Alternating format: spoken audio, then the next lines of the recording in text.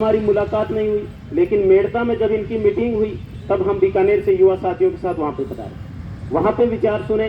उसके बाद सर बीकानेर पहुंचे तो एक मीटिंग और की हमने।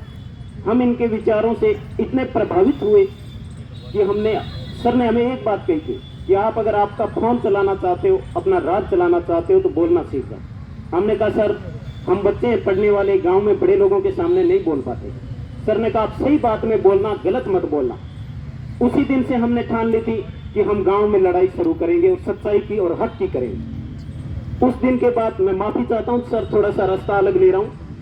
हम गांव में हमने लड़ाई शुरू की युवा साथियों के साथ मिलकर। हमारी स्कूल में जो बच्चियां जाती है उन्होंने हमें कहा कि हमारी स्कूल में एक भी शिक्षक नहीं है, कक्षा 8 से 12 तक। मैं खुद आज 8 दिन से मेरे साथियों के साथ स्कूल की तालाबंदी करके धरने पे हूं। अभी धरने के बीच में अनुमति लेके सिर्फ 10 मिनट सर के पास आया।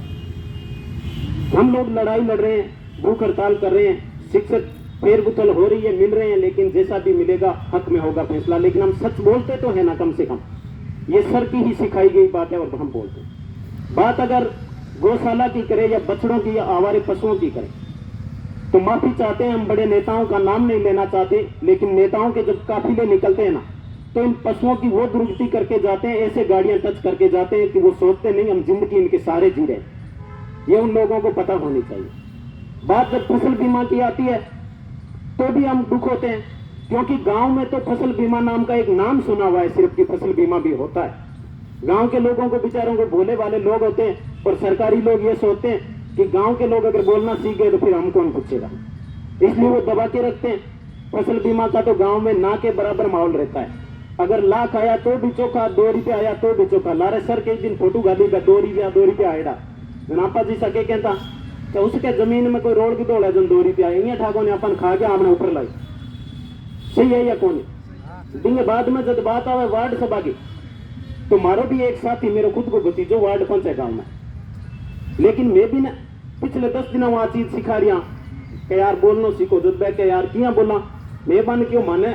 अशोक जी सर एक ही बात समझाई कि सरपंच MP MLR सब ना बड़ो वार्ड पंच हुए थे, जागो क्यों कौन मांगे होया करे के यही कह दियो लोगों ने, मैं क्यों हकीकत में हुआ। तो आज मैं भी ने दिशा के लिए मगजार सुनो तो सही, हकीकत में वार्ड पंच बड़ो है, बोलना तो सीखो हुए या कौन नहीं हुआ। और मैं यहाँ सोचूं भाई गांव में अब धरने पर बैठे तो नेतृत्व तो गांव का लोग कर रहा, लेकिन अग्रणी बोलने वाला 2-4 पटेरिया छोरा ही लड़ रहा में।